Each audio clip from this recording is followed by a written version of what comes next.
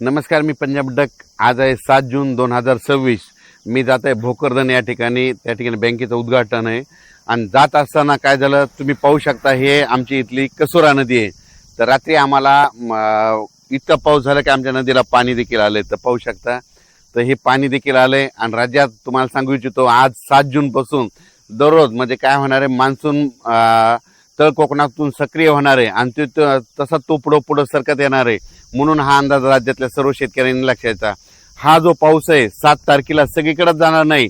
काय होईल, 8ला थोडा पुढं सरकत, 9ला पुढं, असा करत करत 14 तारखेपर्यंत तो महाराष्ट्राचा बऱ्याच भागामध्ये कव्हर करणार आहे. म्हणून हा अंदाज लक्षात घ्या. पण आज 7 तारखेला मात्र सगळ्या राज्यभर पसरणार नाही.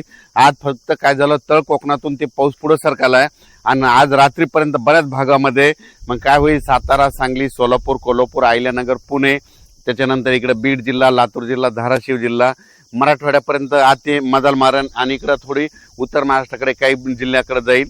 म्हणून हे अंदाज लक्षात यायचा. पण आजपासून संपूर्ण महाराष्ट्रभर जाणार नाही. 7 पासून ते 14 तारखेपर्यंत दररोज वेगवेगळ्या भागात दररोज काय होईल, पुढं सरकत तो मान्सून प्रवास करणार आहे. म्हणून हा अंदाज लक्षात यायचा. काल देखील म्हणजे काल 6 जूनला देखील आमच्या परभणी जिल्ह्यामध्ये शेलू तालुका, मानवत तालुका, परभणी जिल्ह्यामध्ये मानवत ह्या भागामध्ये इतकं वादळी वाऱ्यानं शेतकऱ्याचं अतोनात नुकसान केलं. लाईटचे ट्रान्सफॉर्म उपटून पडले, त्याच्यानंतर सोलार उपटून पडले. म्हणजे इतकं वारं भयानक होतं की खूप मध्ये पाऊस पडला. आणि हे आमच्या इथली ही कसोरा नदी आहे. या कसोरा नदीला यात पाणी देखील आलं.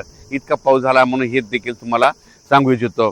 राज्यात सर्व शेतकऱ्याला सांगू इच्छितो, पेरणी करताना शेतामध्ये जायचं, जमिनीमध्ये ईदभर ओल असेल तरच पेरणीचा निर्णय घ्या.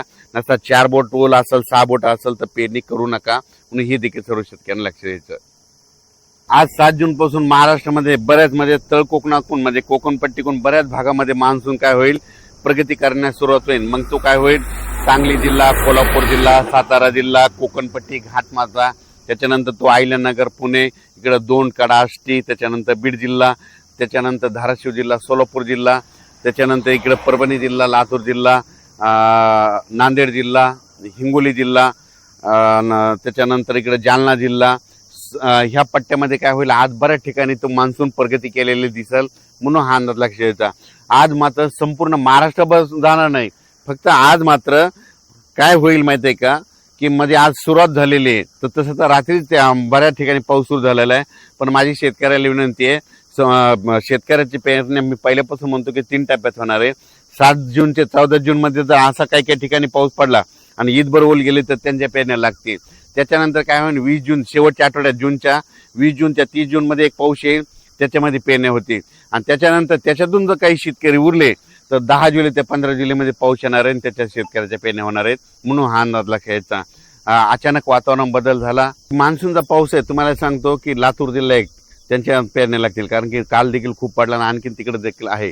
धाराशिव जिल्हा, बीड जिल्हा, परभणी जिल्हा, नांदेड जिल्हा, हिंगोली जिल्हा, त्याच्यानंतर सोलापूर जिल्हा, सांगली, त्याच्यानंतर सातारा, कोल्हापूर, अहिल्यानगर, पुणे ह्या पट्ट्यामध्ये मात्र मान्सून चांगला सक्रिय होणार आहे.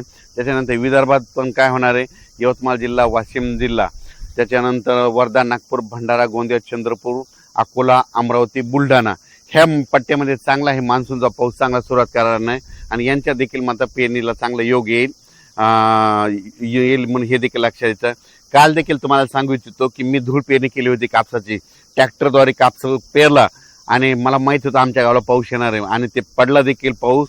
आणि आज आणि उद्या पडला की झाला आमचा कापूस निघतं. ते निघाल्याच्या नंतर त्याचा देखील मी व्हिडिओ करणार आहे. म्हणून हे लक्षात घेतं, हे सांगू इच्छितो. आणि शेतकऱ्याला परत सांगू इच्छितो की शेतकऱ्याच्या पहिल्यापासून म्हणतो की 3 टप्प्यामध्ये पेरणी होणार आहे.